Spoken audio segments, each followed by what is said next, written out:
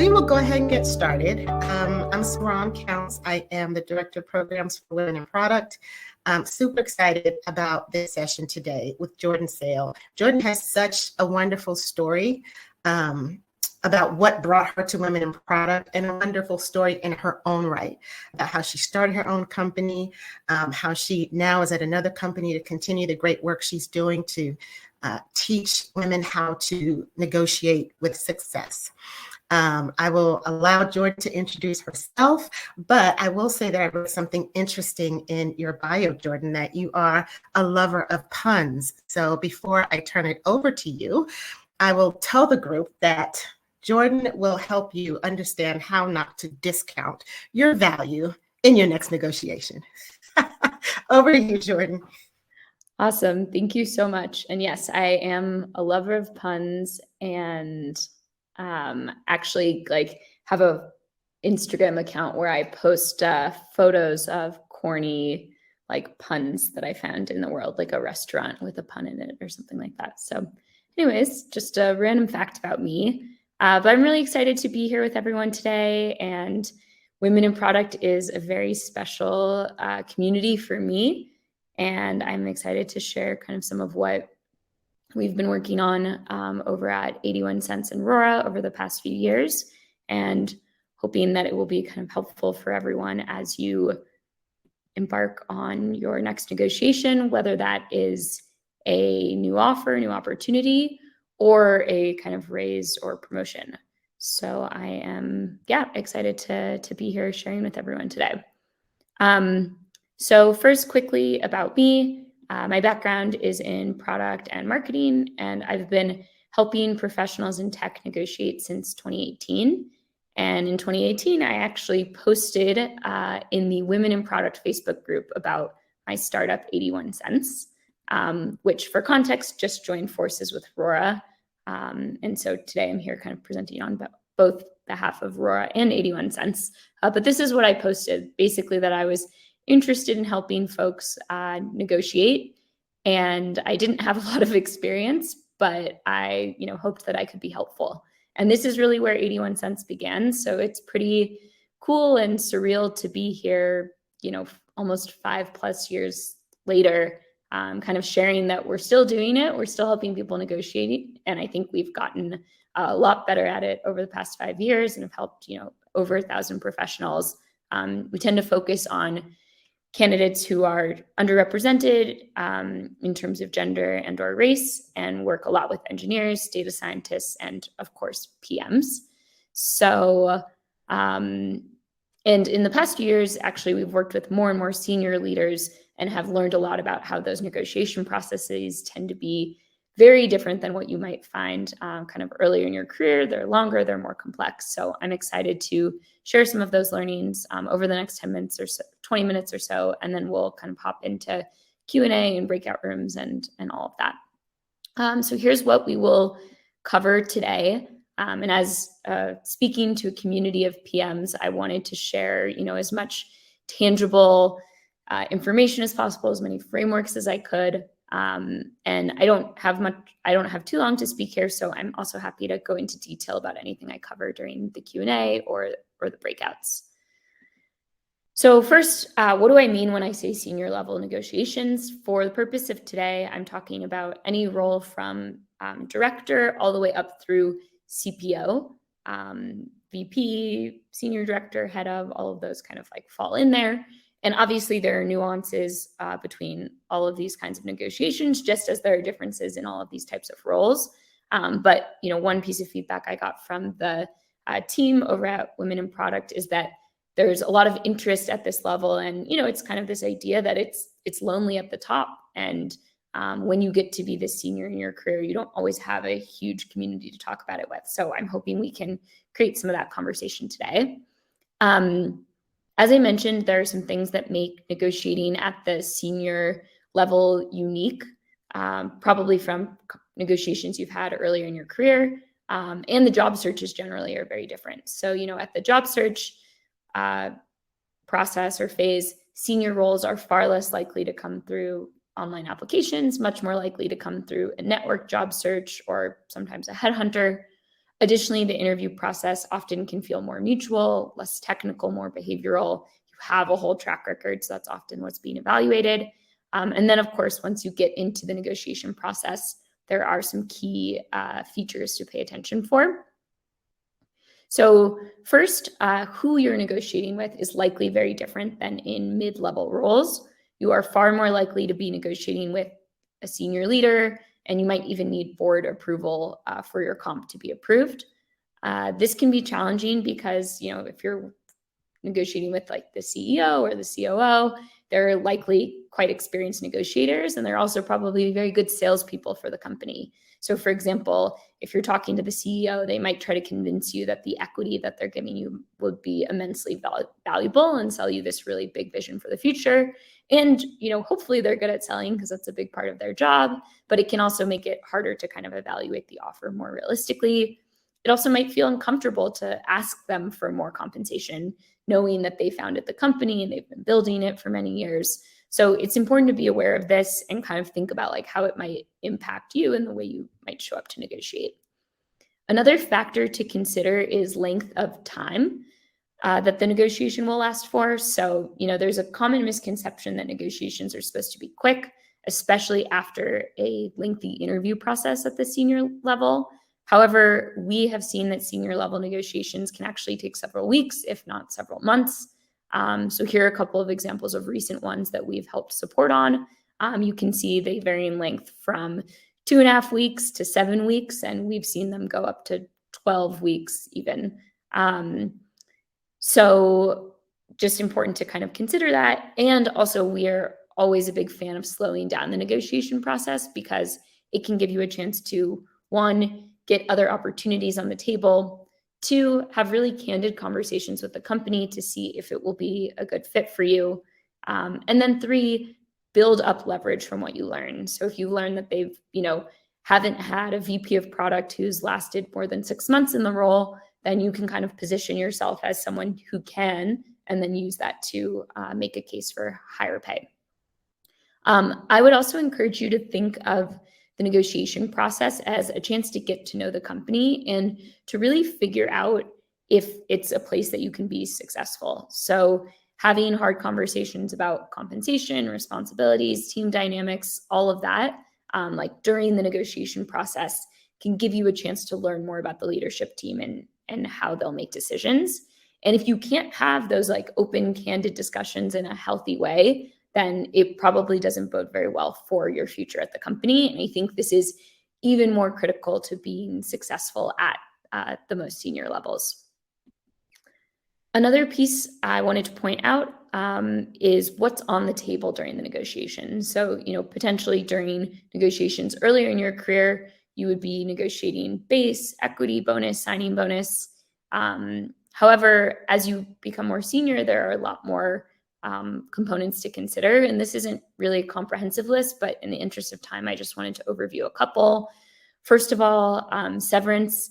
Severance is super important, especially in this market, especially at the most senior levels, because the job search tends to take longer, and you want to make sure that if you are let go of, kind of early into your tenure, that you are taken care of.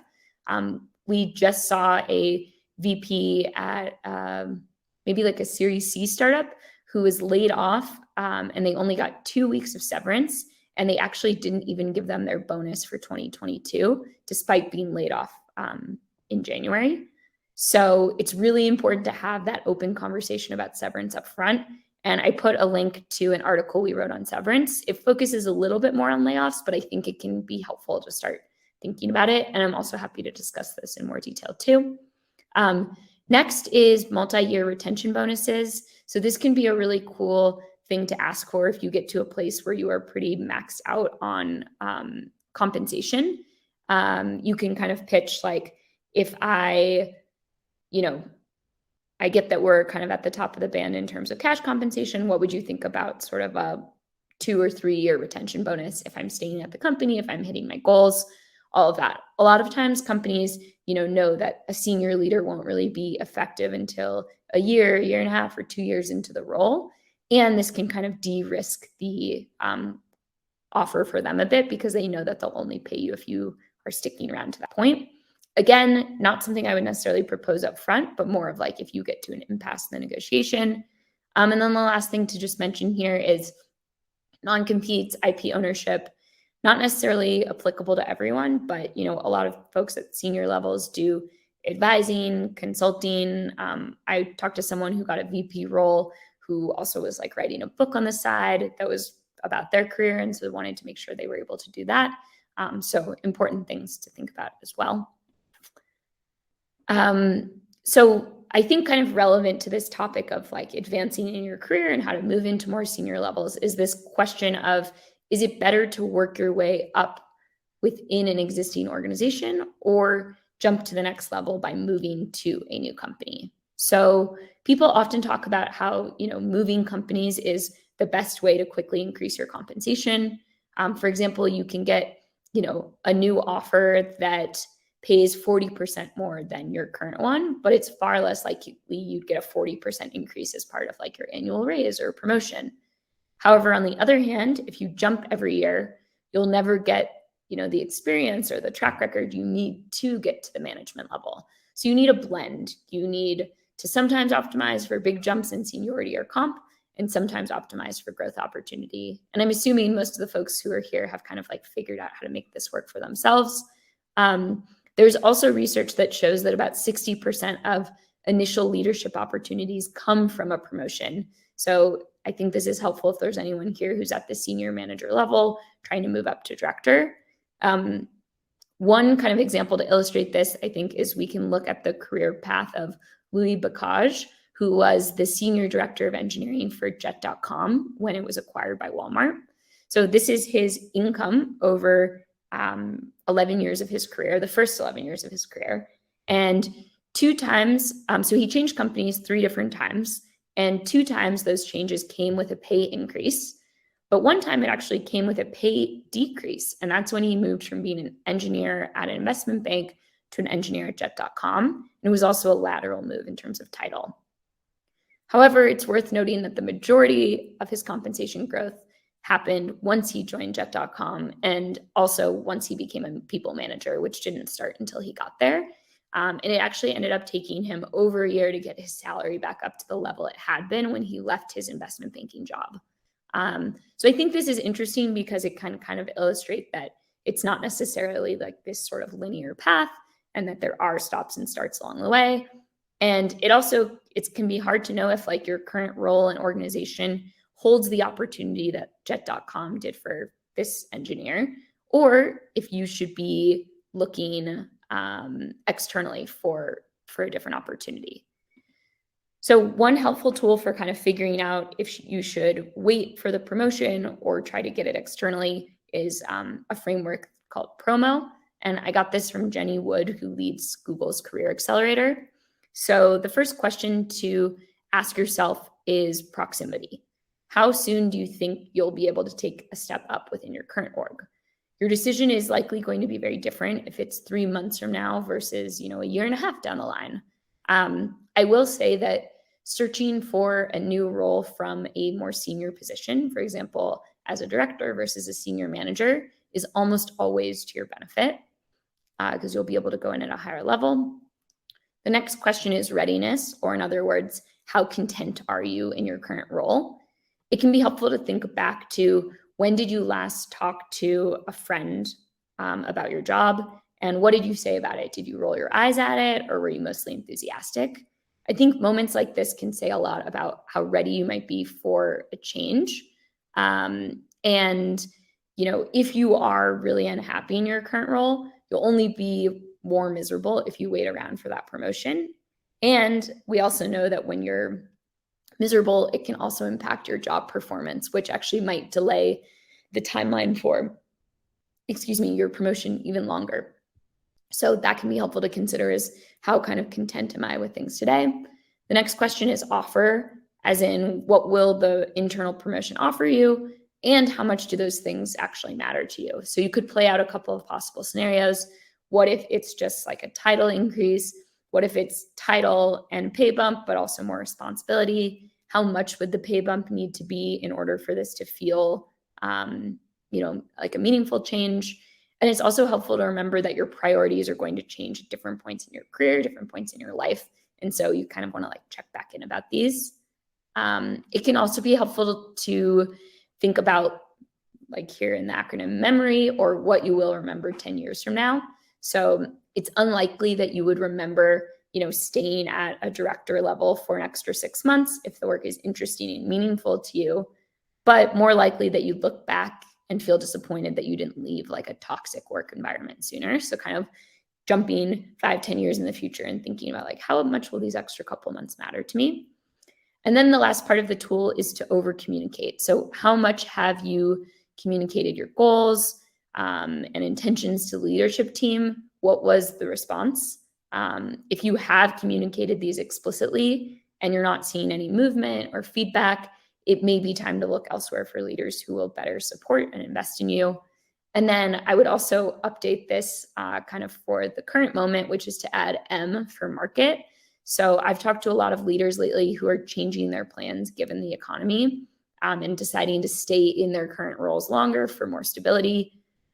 It's also kind of a cool opportunity because it can give you chances for further growth within your current organization. And it can also help you increase your BATNA, which is a negotiation term that stands for your best alternative to a negotiated agreement. In other words, your plan B. So what happens if I don't take this new opportunity? How content am I where I am today? And I have a couple of examples of how BATNAs can be a really effective tool for negotiation. So one example is I recently spoke to someone who's a fairly senior PM at Adobe who really wants to move to a role at Google. And because of the economy in the market, the hiring process was frozen. And they've decided now to kind of stay an extra year and really invest in themselves and try to get a promotion within Adobe and then use that to kind of go in at a higher level at Google. So right now they might be like an L6 or L7, and they're hoping to be able to go in at L8 by staying for an extra year where they are. So that's kind of one example of like building up your sort of leverage so that you're only willing to like leave for the right thing. Another example, we're working with this really awesome CTO, and she's looking for new opportunities, obviously very, very senior leadership roles. But because of the market, she's not seeing a lot of things that are particularly interesting. And so she's considering doing some short-term consulting projects just to kind of keep her skills sharp, and so that she doesn't feel like she has to take the first offer that she gets. Another example, director of product who doesn't love the current role that she's in, however, decided to try to negotiate to change some things so that she wouldn't feel like as miserable in the current company and would be able to be more patient in her job search. And so one of those things was to push for her current role, which is hybrid, to be fully remote, and also working on like some challenging people dynamics. So ultimately, kind of building up your BATNA or your plan B or kind of like your baseline allows you to negotiate from a more proactive or opportunistic place rather than more of like a reactive or scarce one. So like a pretty obvious example of this is a job search. I'm sure we've all searched for jobs when we hate our current role and will want to leave very, very badly and feel like we would take the first thing we get, versus when we like where we are today and we're actually just kind of looking more opportunistically. There's a really big difference in results. So now I'm excited to share some data. This is always the most fun part. The thing we get asked for the most from people who reach out to us is data. And you probably won't be surprised to hear me say that market data is really important for negotiating. And Kristen, yes, we will be sharing out the slides and also I think a recording of this. And so data is super important in negotiations, but it's not necessarily important for the reasons that you think it is. Most people think they need market data, ideally from having multiple offers to get a sense of their market rate. But actually your market rate is really whatever the market is willing to pay you. And that isn't necessarily determined by like what data you have access to. So just because someone else took the same comp you were offered and accepted it doesn't mean that you can't negotiate for more, especially if you have a strong BATNA, like I just mentioned. And we see people get, super high, like above market offers all the time without having tons of data or without having other offers in the pipeline, just because they were willing to walk away. And we also see people who have lots of offers and lots of data not get increases. So data is important, but I think it's really for building up your own confidence and making you feel more confident in what you're asking for. So if you see, 20 offers that are higher than what you're being offered, it's going to be easier for you to ask and feel that you truly deserve more. So with that, I'm going to share a bunch of data for senior PM roles from director all the way through CPO, because I don't necessarily know who's in the crowd here. It's also worth noting, so feel free to take screenshots of this and we will also share out the slides. It's also worth noting that this data isn't filtered by like company stage or specific US market. Rather, it's every company in our data set and all markets in the US, because I wanted to give a broad band for folks. However, I am happy to chat and like drill into the data if you're interested in looking, at a specific market or a specific size of company, right? Like a Series A company is going to be paying differently than a FANG company. So with that, let me kind of walk through this. I'm not going to comment much on the data. I don't know that it's super helpful for me to read it out loud, but I will share that basically we've got base annual bonus, which is a target, and then equity, which we're showing as a percent. Obviously, you can also look at equity in terms of a dollar value, but it's easier to get an apples to apples comparison between offers and to the market if you look at a percentage, because valuations can be so subjective. And then this is kind of the 50th percentile, 75th percentile, and 90th percentile in terms of median. So this is director of product. Next, I'll move to senior director of product. Same kind of percentile view and same kind of components we're looking at, but just different numbers. And then I will move to VP of product. And yeah, please let me know in the chat if this is like interesting, feeling valuable, all of that, because it can be a little challenging presenting to the Zoom abyss sometimes. This is VP. And then lastly, I will do CPO. And again, like just because you're seeing a number on this screen doesn't mean you couldn't get more than that. It also doesn't mean that like your offer will look exactly like this. The ratio between all of these can be different. You may value equity more, you may value base more, and then kind of like trade off between these components. Yes, Nancy, I'm happy to get on a call with you and kind of go through the breakdown by company level, because it was just like 40 times more data than this, and I couldn't put it all in one like quick presentation, but I'm happy to kind of chat and like drill into any of these for anyone who's interested. And Jacqueline, this is not for pre-IPO companies. This is this is primarily for pre-IPO companies. Sorry, yes. And there are about 700 companies kind of like in this data set that I'm showing. Also happy to kind of get into like the leveling at public companies too. Cool. And then the last thing I wanted to do is share like a quick success story from a recent senior negotiation that we just did. And so this was someone who was interviewing at a Series C startup. They had been interviewing for a senior manager kind of role, but then they got the offer, and in further reflection, they realized that they really wanted to be taking like more of a jump up in their career. And so they wanted to take more of like a jump up. And so they ended up basically saying to the company, I'm excited about the role and the opportunity, but unfortunately, like I really do need to be at a director level position for my next role. It's really important to me. And so the company said, okay, we'll need you to like talk to a few more people. We're not sure if it will be possible. And then this person went and she had about 4 more interviews, and they came back with a director level role. And, there's obviously more flexibility for this at startups, but we have seen the up level be successful at FANG companies too. We've seen it at Google. We've seen it at Microsoft. So just because like you've been leveled a certain way or you were being told you're being brought in a certain level doesn't mean that that has to be the case. And one of the coolest things about the up level is that it's basically an automatic comp negotiation. So this person's pay went up by 48K a year because of the move from senior manager to director, not to mention an increase in equity and then the title and scope of the role, which was important to them as well. So just sort of a reminder to not necessarily assume that the level you've been determined at, whether it's by a FANG company or startup, is the right one. And it's always worth asking about the more senior level role. You can always decide that it's not right for you, or maybe you're not interested in that level, but it doesn't hurt to ask. So I know everyone is probably eager to get into the breakout rooms.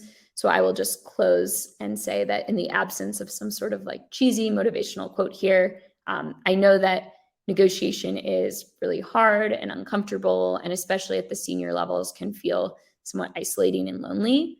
However, I think it is essential that we have conversations like this, that we practice, that we do it, and that we share kind of what works and what doesn't with the folks who come after us as well. And after working in the negotiation space for almost 5 years now, I've seen, an unimaginable amount of like really lowball kind of terrible offers from employers. And I've seen just as many amazing, inspiring success stories from kind of the most unlikely or kind of most intimidated of negotiators. So I promise it gets better, and I hope we can continue to have conversations like this.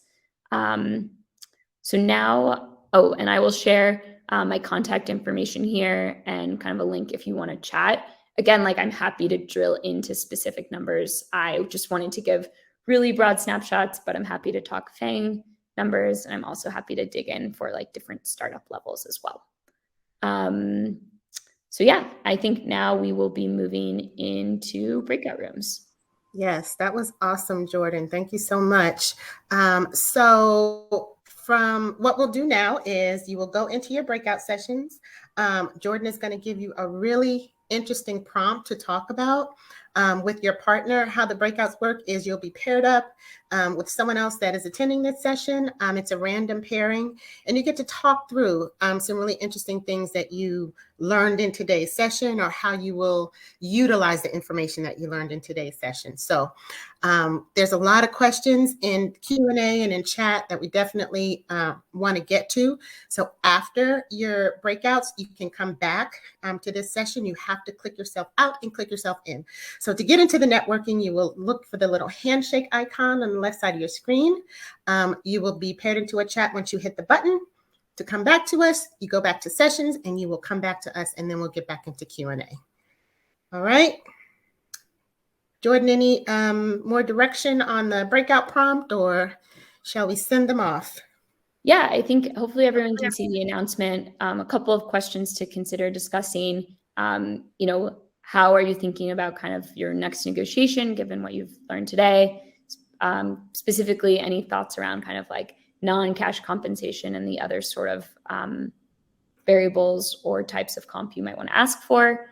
And then we'd love if everyone would end with a specific commitment that they want to make to themselves about how they'll prep for their next negotiation. Again, whether that's internally or externally.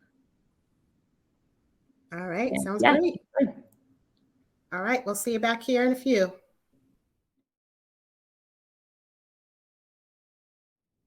Hey everyone, I think we are going to get started with the Q&A now, unless Ariana tells me not to. Feel free to add any questions you have into the Q&A tab. And my colleague Nicole is here as well, so can help field any questions too. So the first question I'll take from Diana is, does the current market, which is more competitive with all of these mass layoffs, impact how we should approach negotiations?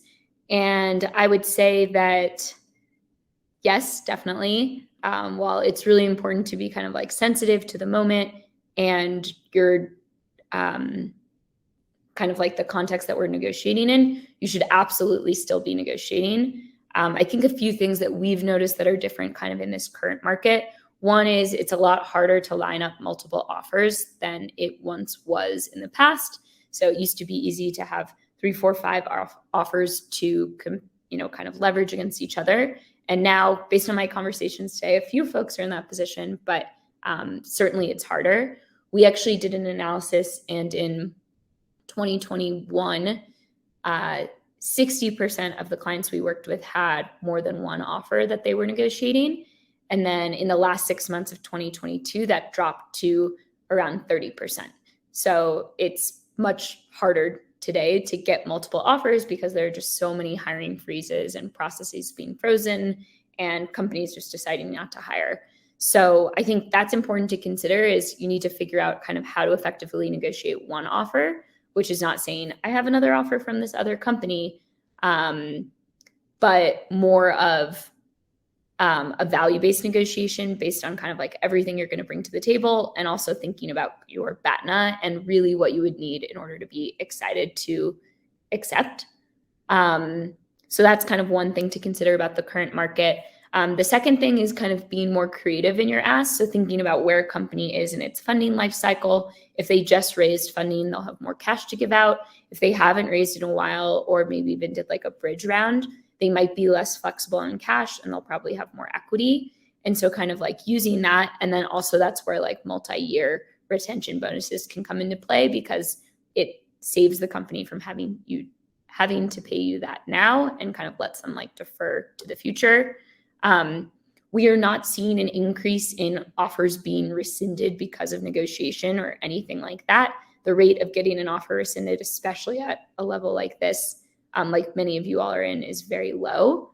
However, so I wouldn't need to worry about that. However, you just may hear like more pushback from companies because of the current moment. And so again, that can be helpful when you're deciding like, is this a good time to make the jump to somewhere else? Because certainly when things pick back up, the market is going to be hotter and there's going to be more cash to capture. One specific thing, if you're planning to go to a FANG company right now, is they will give you an amount of stock as like a dollar value, like $200,000 of restricted stock units or something like that. If the share price is lower, that means you get more stock now than you would if you joined at the peak. So I've talked to a lot of folks who joined Google or joined Amazon or Meta like a year and a half ago when things were really, really hot, and their equity has, certainly decreased in value pretty substantially. Whereas if you join now, much more likely that you'll see an increase. So those are a couple of things to consider. You can also use the worst market as leverage for negotiation. So Amazon will often tell candidates like, yeah, you should expect to see your equity value increase by roughly 15% year over year. And so we've like baked that into the offer. You can say like, it seems a lot less likely that that's going to be true. How can I know that? Is there room to increase the offer in other parts of the package? I do want to add something there.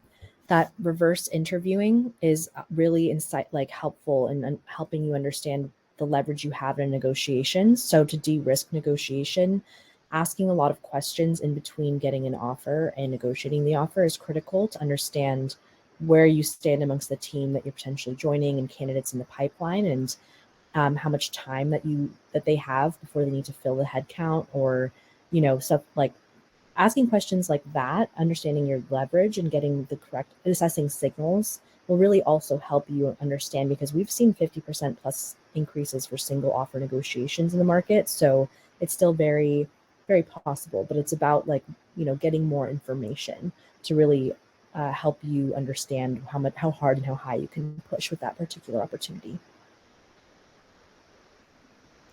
Awesome. Thanks, Nicole. I think another question here is around how to line up multiple offers at the same time, which we've established is more challenging in the current market.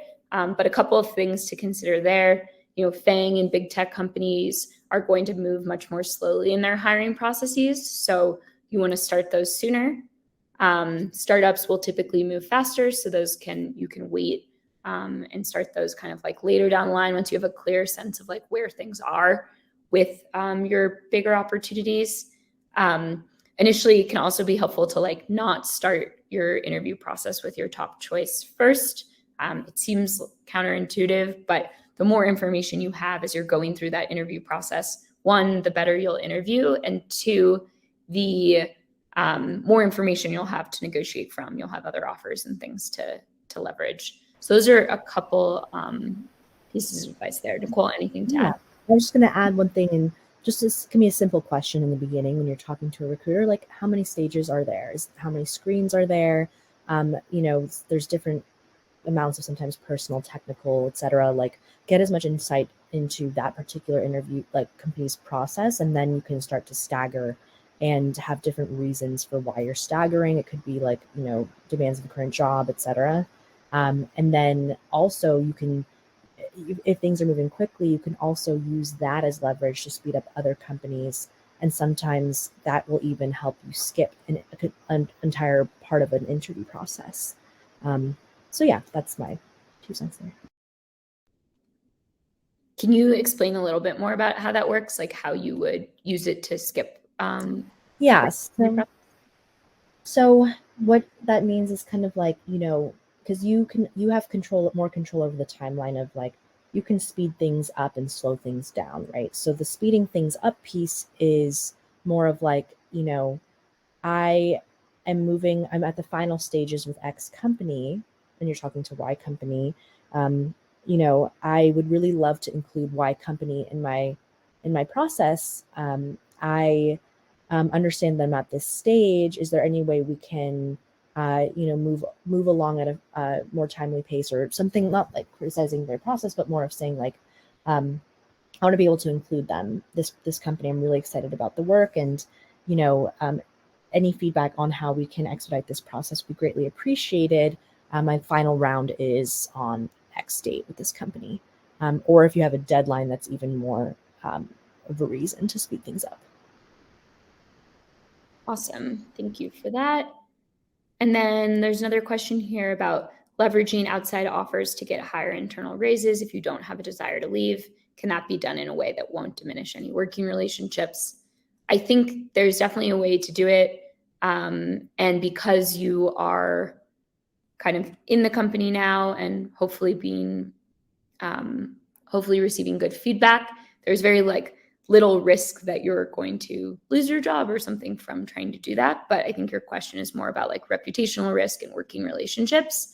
I've heard people phrase them in a couple of ways. One, people have said like, I've been getting a lot of recruiter outreach, or I've been talking to some other companies that have kind of contacted me, and here's what they've been sharing about market rates. I'm really excited about the work we're doing here, about the role. I want to stay, but it is a little hard to feel excited when I have some like concrete information to show that my market rate is higher than kind of where I'm being at today. Can you help close the gap?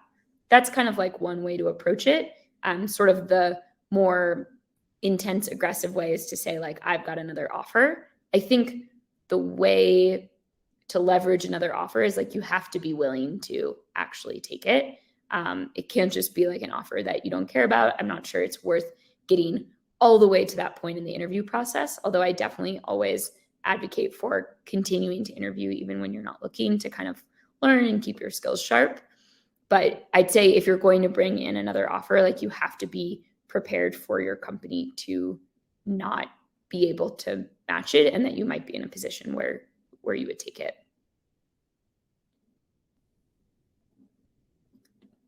Let's see. I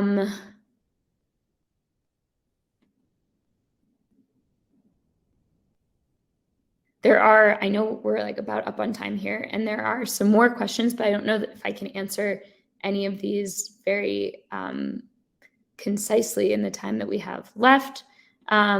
Insights for resources, examples to work with to structure an employment agreement when going for exec level roles in startups, especially for people who aren't willing to pay thousands to retain a personal legal counsel. I think that's a great question, and that can be a very expensive undertaking. One thought is to talk to your network and kind of like get guidance on what they have done in the past. There are also like lots of templates online, like Clerky is a common one. Carta has some resources around equity.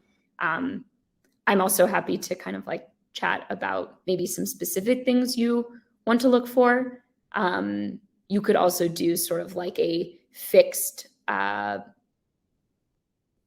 contract with a lawyer where you say like, I'd like you to review this for 3 hours and focus on like XYZ things. So you're doing some sort of cost. And then you could also like bake that into your negotiation, knowing that I need to get at least an extra $5,000 to cover the cost of the legal review. So I think that is all of our time, but really happy to continue to chat and kind of dig into data with anyone who's interested. Yeah, Jordan, I was just going to suggest if we are able to pull the questions that you didn't get to, if you want to address them, you and Nicole, we can just get that to the group. Would that be doable? Yeah, I can pull. Here's my email if anyone has a question that we didn't get to. I'm happy to share my 2 cents over email. Same. Awesome. This was excellent. I want to definitely put in a plug for our survey. If you look at the top of your screen on the right, you'll see a link for the survey. Please, please, please fill that out. We know Jordan and Nicole were excellent, but we just want to hear it again, right? We just want to be able to capture it. So please fill out the survey. It's extremely helpful as we plan these Blender events for the community.